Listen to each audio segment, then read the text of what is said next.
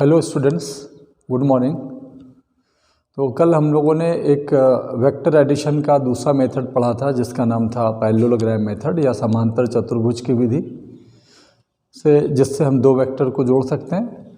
उसके आगे फिर हम लोगों ने पॉलीगन मेथड पढ़ा। अगर हम दो से ज़्यादा वेक्टरों को जोड़ते हैं तो दो से ज़्यादा वेक्टरों को जोड़ने के टाइम पे हम पॉलीगन मेथड के साथ साथ ट्रायंगल मेथड का भी यूज़ कर सकते हैं। तो ट्रायंगल मेथड में सबसे पहले हम दो वेक्टर को जोड़ते हैं, उसके बाद उसका रिजल्टेंट आएगा, फिर उसके साथ हम तीसरा वेक्टर ऐड अप करते हैं। और पॉलीगन मेथड में हम डायरेक्ट सारे वेक्टर्स को जोड़ते हैं और पहले वेक्टर के टेल को लास्ट वेक्टर के हेड से मिला देते हैं, हमको फाइनल रिजल्टेंट मिल जाता है। तो उस कड़ी को हम आगे बढ़ाएंगे इस सीरीज़ को थोड़ा सा, लेकिन उसके पहले थोड़ा यूनिट वेक्टर के बारे में कुछ चीज़ें हमको और थोड़ी सी जाननी है, वो आपको बताना चाहूँगा मैं कि अगर हम एक वेक्टर, सपोज हमारे पास एक वेक्टर ए है और हम एकांक सदिश निकालना चाहते हैं वेक्टर ए की डायरेक्शन में, तो यूनिट वेक्टर को आप लिखते हैं A cap and this is given by vector A upon magnitude of vector A. ये चीज़ हम जानते हैं। तो किसी भी वेक्टर की डायरेक्शन में यूनिट वेक्टर निकालने के लिए उस वेक्टर में उसके परिमाण या मैग्नीट्यूड से डिवीजन करते हैं, डिवाइड करते हैं हम। मान लीजिए वेक्टर ए हमारा ये एक वेलोसिटी है, वो भी है 10 मीटर पर सेकेंड और ईस्ट डायरेक्शन में। हमने मान लिया कि वेक्टर ए हमारा 10 मीटर पर सेकेंड वेलोसिटी को रिप्रेजेंट करता है which is in the east direction. So magnitude of this vector A is just equal to 10 metre per second, while direction of this vector A, it is east. Now we are going to find out unit vector along this capital vector A. So according to our definition of unit vector, A cap is equal to vector A, that means 10 meter per second east, and divided by its magnitude, which is given by 10 meter per second. So 10 and 10 cancel, and meter per second cancel, and in this way we have just east direction. So it is very much clear that any unit vector along any particular vector just gives direction of that vector actually. सो हम ये कह सकते हैं कि unit vector किसी तरह की physical quantity यहाँ पे नहीं मिल रही है, क्योंकि फिजिकल क्वांटिटी में अगर आप देखें तो ये केवल डायरेक्शन मिल रहा है यहाँ पे। तो कोई भी वेक्टर केवल डायरेक्शन बताएगा अगर वो यूनिट वेक्टर हो जाए। तो यूनिट वेक्टर की कोई भी डायमेंशन नहीं होगी, यूनिटलेस होगा, सिंपल सी बात है। तो इस पे हम बहुत सारे क्वेश्चन बना सकते हैं या आप देख सकते हो। सपोज मान लीजिए हमारे पास एक क्वेश्चन हमने दिया कि यहाँ पे, वो हम आगे पढ़ेंगे कंपोनेंट मेथड में, लेकिन फिर भी थोड़ा सा मैं मेंशन करूँगा, जो लोग जानते हैं वो लोग थोड़ा समझें। वेक्टर ए की वैल्यू अगर मैं 3i cap plus 4j cap plus 5 और c के कैप ले लिया, where c is a constant which is unknown. अगर vector a is a unitless, अगर ये इसका कोई भी मात्रक नहीं है, then what about value of c। ये चीज़ अगर हमको पूछ लिया जाए तो हम समझ सकते हैं कि vector a must be a unit vector, मतलब वेक्टर a का मॉड हमेशा 1 होना चाहिए। हम आगे के उसमें लेक्चर में डिस्कस करेंगे, लेकिन यहाँ पे जो कि वो बात आ रही थी, तो आप लोगों में से बहुत सारे लोग इसको जानते होंगे, बहुत ही बेसिक चीज़ है। तो mod of vector A is 1, और यहाँ से हम मॉड आराम से निकाल सकते हैं। 3 square plus 4 square plus c square is 1। So by equating this 1 we can have value of c। तो यहाँ से हम c के वैल्यू को फाइंड आउट कर सकते हैं, निकाल सकते हैं। सिंपल मैथ है, स्क्वायर करेंगे फिर जोड़ेंगे, उधर सब्ट्रैक्ट कर देंगे, कोई दिक्कत वाली बात नहीं है। तो आपने देखा कि यूनिट वेक्टर जो होता है वो हमेशा यूनिटलेस होगा। तो कोई भी एक गिवन वेक्टर अगर वो यूनिटलेस हो, डायमेंशनलेस हो, तो हम समझ सकते हैं कि वो यूनिट वेक्टर ही होना चाहिए। तो यूनिट वेक्टर का जो यूज़ हम करते हैं वो केवल डायरेक्शन दिखाने के लिए करते हैं, केवल डायरेक्शन दिखाने के लिए। जैसे हमने एक उस दिन बात, इसके पहले वाले लेक्चर में हम लोगों ने पढ़ा था कि ये हमारा नॉर्थ डायरेक्शन होता है और ये साउथ डायरेक्शन है और ये हमारा ईस्ट डायरेक्शन है और ये वेस्ट डायरेक्शन है। एक्चुअली ये पॉजिटिव एक्स एक्सिस है, ये हमारा नेगेटिव एक्स डायरेक्शन है, ये हमारा पॉजिटिव वाई डायरेक्शन है, ये हमारा नेगेटिव वाई डायरेक्शन है। तो इस डायरेक्शन में जो यूनिट वेक्टर आप यूज़ करेंगे आई कैप, इस डायरेक्शन में यूनिट वेक्टर हम यूज़ करेंगे जे कैप, इस डायरेक्शन में हम यूनिट वेक्टर यूज़ करते हैं माइनस जे कैप, और इस डायरेक्शन में यूनिट वेक्टर यूज़ करते हैं माइनस आई कैप। तो यहाँ पे हम यूनिट वेक्टर आई कैप, जे कैप, माइनस आई कैप, माइनस जे कैप, ये भी हम समझ सकते हैं और इसका हम यूज़ करेंगे बहुत सारे क्वेश्चंस में। तो ये आई और जे ये भी यूनिट वेक्टर होते हैं और वो 2 डायमेंशन में होते हैं। इसके पहले हमने आई जे के तीनों ऑर्थोगोनल यूनिट वेक्टर्स पढ़ा था और वो 3 डायमेंशन में थे। नो डाउट ये भी आई जे जो हैं ये भी 2 डायमेंशन में ऑर्थोगोनल यूनिट वेक्टर ही हैं, तो यहाँ पर भी हम देख सकते हैं। अच्छा, अब इस पे बहुत सारे क्वेश्चन आते हैं तो हम उस पर चर्चा करेंगे आगे। थोड़ा सा अभी हम आगे वाला हमारा टॉपिक थोड़ा और कवर हो जाए तो फिर हम उस पे आ जाएंगे। चलिए, ओके। तो हमने कल पढ़ा था polygon method of vector addition. तो पॉलीगन मेथड आपने देखा और लॉ ऑफ पॉलीगन भी हमने पढ़ा। तो अगर किसी भी पॉलीगन में n साइड्स हो, सपोज n भुजाएं हो और उसमें n-1 जो भुजा है, साइड्स है, वो अलग अलग वेक्टरों से शो हो, vector a1, vector a2, vector a3, similarly vector an-1, और वो एक साइक्लिक ऑर्डर में अगर बनाए जाएं तो इनका जो रिजल्टेंट होगा वो उसके लास्ट वाली साइड से मिलेगा, लेकिन उसके रिवर्स डायरेक्शन में आपको उसकी डायरेक्शन लेनी पड़ेगी। और उसी को हमने बोला था law of polygon, which was known as law of polygon. तो पॉलीगन मेथड जो है वो भी ट्रायंगल मेथड का एक जनरलाइज फॉर्म है, उसको ही आगे बढ़ाया गया था और उसी को हम पॉलीगन मेथड बोलते हैं। तो इस तरह से आपने देखा। अब इसके बाद जो हमारा अगला टॉपिक होगा वो है कंपोनेंट ऑफ वेक्टर्स। तो किसी भी वेक्टर के कंपोनेंट क्या होते हैं? Components of a vector. तो एक्चुअली कंपोनेंट का मतलब टुकड़ा होता है। कंपोनेंट को हिंदी में हम घटक बोलते हैं। तो कंपोनेंट हम किसी भी डायरेक्शन में निकालते हैं। So component of a vector in a direction, component of a vector in a direction is effect of vector in that direction, is effect of vector in that direction। ये आप समझें। तो किसी भी वेक्टर का कंपोनेंट किसी direction में उसका मेन इफेक्ट होता है उस डायरेक्शन में क्या होता है। तो हम यहाँ पे कंपोनेंट में 2 तरह के कंपोनेंट्स पढ़ते हैं। इसको हम रिजोल्यूशन बोलते हैं, वेक्टरों का कंपोनेंट निकालना। तो उसको हम 2 डायमेंशन में भी देखेंगे और 3 डायमेंशन में भी देखेंगे। तो यहाँ पे हम 2D में हम देखते हैं वेक्टर रिजोल्यूशन, और यहाँ पे केवल एक प्लेन की बात करेंगे हम।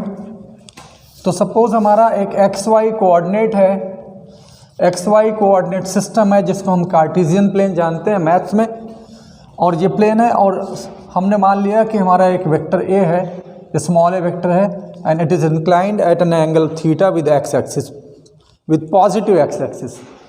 तो यहाँ से अगर मैं इसको कैपिटल A बोलूँ तो यहाँ से हम एक परपेंडिकुलर ड्रॉप कर सकते हैं, फिर यहाँ से भी इस पे एक्स एक्सिस पे सपोज एम पर गिर जाता है, और ये तो ये जो ओ एम की लंबाई होगी अगर आप ट्रिग्नोमेट्री यूज करेंगे, it is just equal to A cos theta and this O N is equal to A sine theta.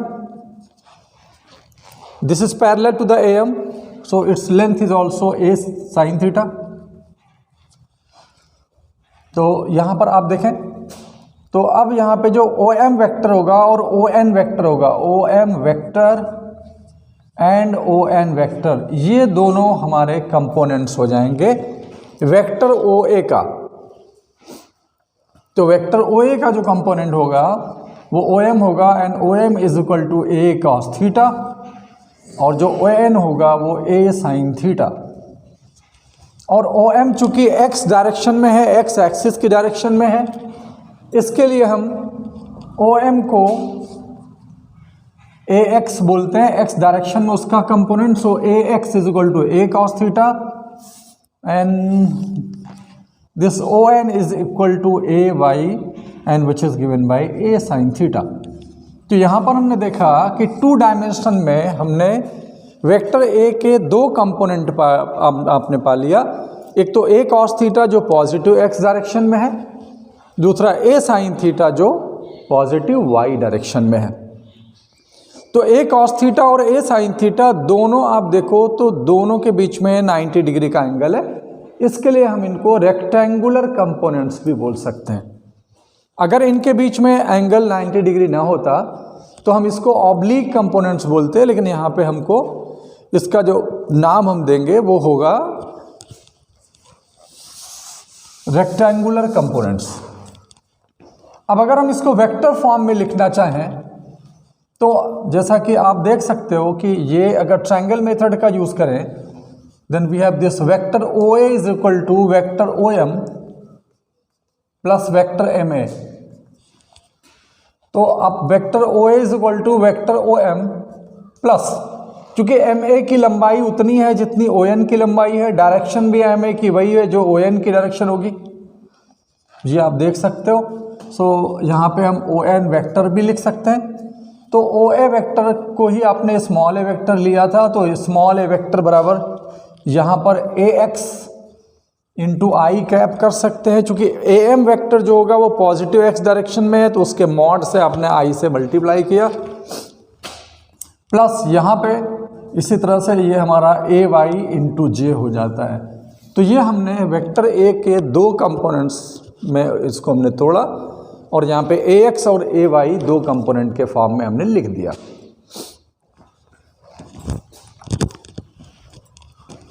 तो और यहाँ से आपके पास ये पता चलता है कि वेक्टर ए का मॉड अगर निकालना हो, मैग्नीट्यूड निकालना हो, तो आराम से आप निकाल सकते हैं. तो वेक्टर ए का मॉड जो होगा which is given by just a, it is under root a x square plus a y square. This is mod of vector a. So if any vector is given in the component form in 2D, to find out its mod we have to just square and add and take a square root. अब यहाँ पे जो हम निकालेंगे उसका angle कितना है वो भी आप देख सकते हो. तो थीटा यहाँ पर है, तो tan थीटा की वैल्यू अगर आप देखो तो ये होगा and this is equal to a y and this is equal to ax. So tan theta is equal to ay upon ax. So theta is given by tan inverse ay upon ax. यहाँ पर हम देख सकते हैं. तो theta की value भी मिल जाती है कि वेक्टर ए जो होगा वो वेक्टर एक्स से थीटा एंगल पर इंक्लाइन था, वो थीटा की वैल्यू क्या आएगी. तो अब यहाँ पे हमने 2 डायमेंशन में वेक्टर को रिजॉल्व किया और 2 कंपोनेंट निकाला. दोनों कंपोनेंट रेक्टेंगुलर कंपोनेंट्स होंगे क्योंकि दोनों के बीच का एंगल 90 डिग्री था. तो यहाँ पे ओ एम की लंबाई ए एक्स है. अगर हम इसको चाहें तो ए एक्स आई कैप को हम ए एक्स वेक्टर फॉर्म में भी लिख सकते हैं. इसी तरह से ए वाई इंटू जे कैप को हम ए वाई वेक्टर के फॉर्म में भी लिख सकते हैं. सो आप ये भी लिख सकते हो vector A is equal to vector a x plus vector a y. So we can also write down like this. तो इस तरह से हम किसी भी वेक्टर को 2 डायमेंशन में जब भी रिजॉल्व करेंगे तो इस तरह से हमारे सामने आप ऐसा कुछ कर पाएंगे, इसमें कोई प्रॉब्लम नहीं आएगी। अब उसके बाद जो है वो है कि 3 डायमेंशन में हम कैसे रिजॉल्व करते हैं, जरा इसको देखें। तो 3 डायमेंशन में हमारा स्पेस आता है। 2 डायमेंशन जो होता है वो प्लेन होता है, एक समतल होता है, आपको ये पता होना चाहिए। तो 3 डायमेंशन में जब भी हम बात करेंगे तो वो स्पेस को हम 3D बोलते हैं, क्योंकि वहाँ पे लंबाई, चौड़ाई और मोटाई तीनों होती है। तो 3 डायमेंशन में अगर हम रिजॉल्व करेंगे तो कैसे करेंगे, इस पर ज़रा चर्चा करते हैं। यहाँ पर हमारा पॉइंट कैपिटल ए था, ये हमारा वेक्टर ए था। तो इस डायरेक्शन में इसका जो कंपोनेंट होगा वो ax i कैप होगा, विच इज़ वेक्टर ax। इस डायरेक्शन में जो होगा वेक्टर ay कैप हो, सॉरी वेक्टर ay होगा, and which is given by ay into J cap. इस डायरेक्शन में जो होगा वो az वेक्टर होगा, which is given by az into के कैप। तो यहाँ पे हम वेक्टर ए को लिखेंगे कंपोनेंट फॉर्म में ax vector plus ay vector plus az vector. जब हम 3 डायमेंशन की बात करते हैं तो जब हम 3 डायमेंशन में उसको रिजॉल्व करेंगे, स्पेस में रिजॉल्व करेंगे 3 कंपोनेंट में।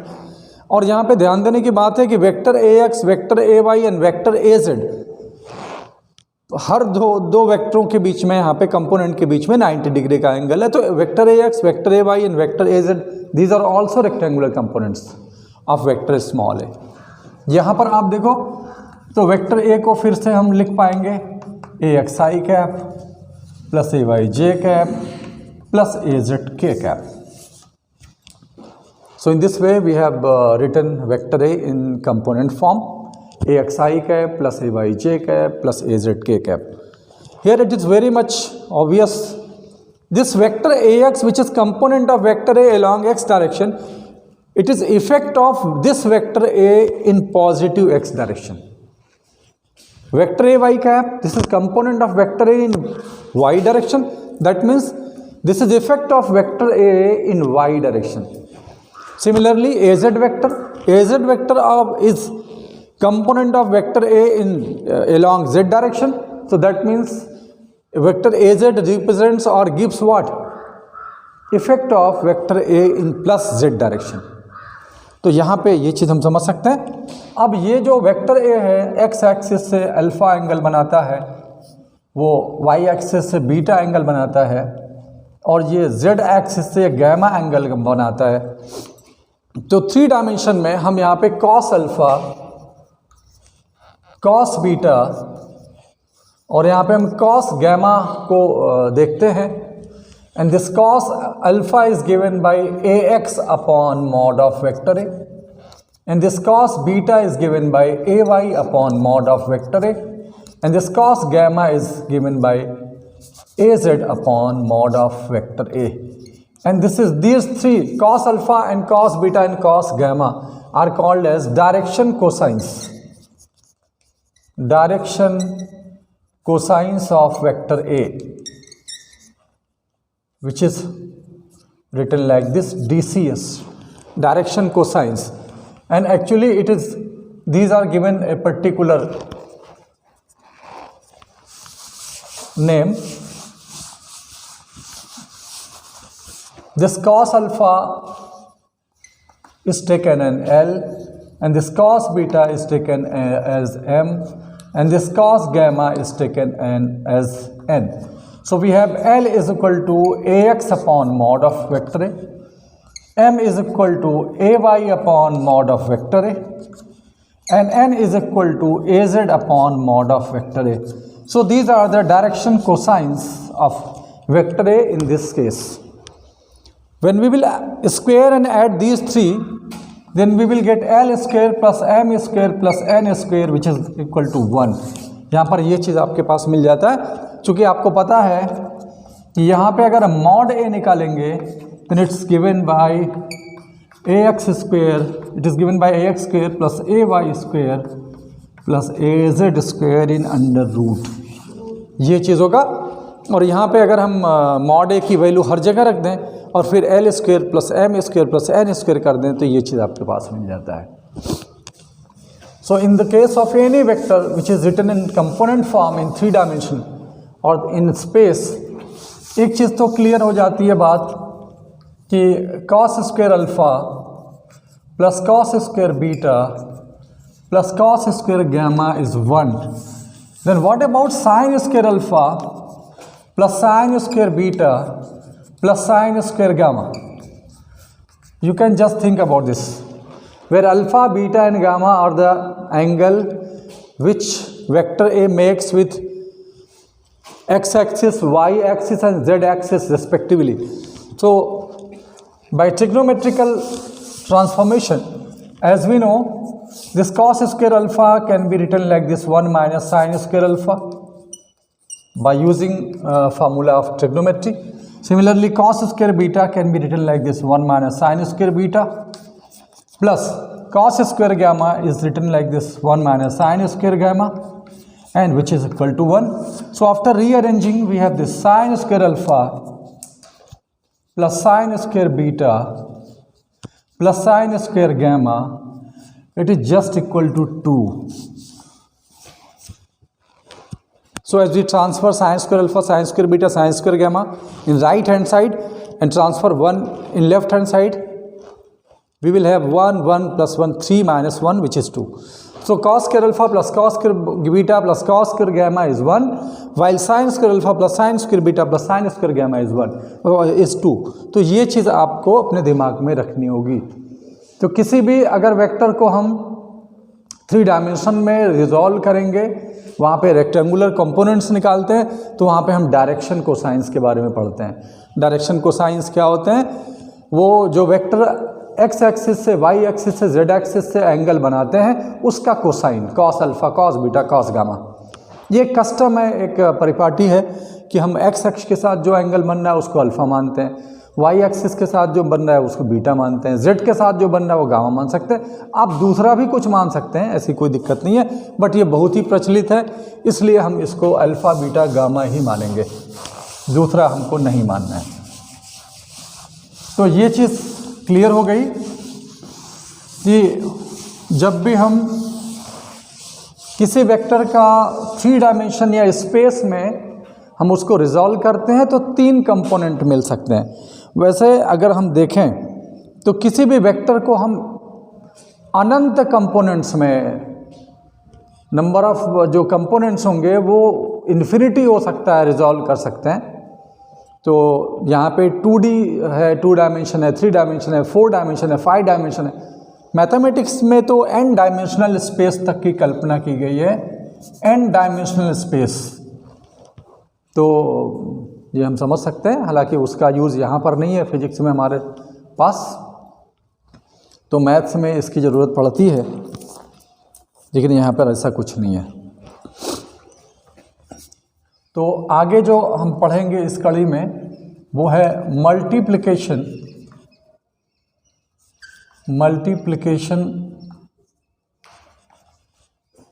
Of a vector by scalar. किसी भी स्केलर से किसी वेक्टर में गुणा कर दिया जाए तो क्या मिलता है? यहाँ पे ध्यान से समझें, कोई भी स्केलर c है और हमने उसमें मल्टीप्लाई किया वेक्टर a से, again we have a new vector where c is a scalar, so c multiplied by a is equal to a new vector. This is scalar and this is vector. तो यहाँ पे आप देख सकते हैं vector b का जो mod होगा, जो न्यू वेक्टर हमारे पास होता है, it is c times of mod of vector a। ये चीज़ समझ सकते हैं। और अगर c की वैल्यू पॉजिटिव हुई then vector A and vector B both are parallel। लेकिन अगर ऐसा हो जाए कि C की वैल्यू नेगेटिव हो जाए, then vector A and vector B are anti parallel, ये एक दूसरे के अपोजिट डायरेक्शन में होंगे, ये चीज़ हम समझ सकते हैं। तो इस तरह से ये चीज़ ध्यान देंगे। जैसे फॉर एग्जांपल इसका एक बेस्ट एग्जांपल आपके पास है, मोमेंटम को देखें। Momentum is a vector quantity, it is product of mass and velocity vector. So mass is a scalar, क्योंकि मास तो कभी नेगेटिव हो नहीं सकता, मास की वैल्यू हमेशा पॉजिटिव होगी। तो मास पॉजिटिव है, इसके लिए वेक्टर p की डायरेक्शन जो होगी वो वेक्टर v के डायरेक्शन में होती है। तो किसी भी मूविंग पार्टिकल में अगर वेलोसिटी जिस डायरेक्शन में होगी उसी डायरेक्शन में हमारा मोमेंटम की भी डायरेक्शन होती है। तो इस तरह से हम समझ सकते हैं। ये चीज़ आपने सीखा और आज यहीं तक, फिर कल हम लोग आगे चर्चा करेंगे कैसे हम वेक्टरों को सब्ट्रैक्ट करेंगे। Tomorrow we will study about this. So I hope ये आपको समझ में आया होगा मेरा लेक्चर। अगर आपको ये पसंद आ रहा है और समझ में आ रहा है, किसी भी तरह से हेल्पफुल है, तो आप इसको लाइक करिए, शेयर करिए, कमेंट करिए। जो भी आपको दिक्कत है वो मैं बताऊंगा आपको। Thanks for being with me.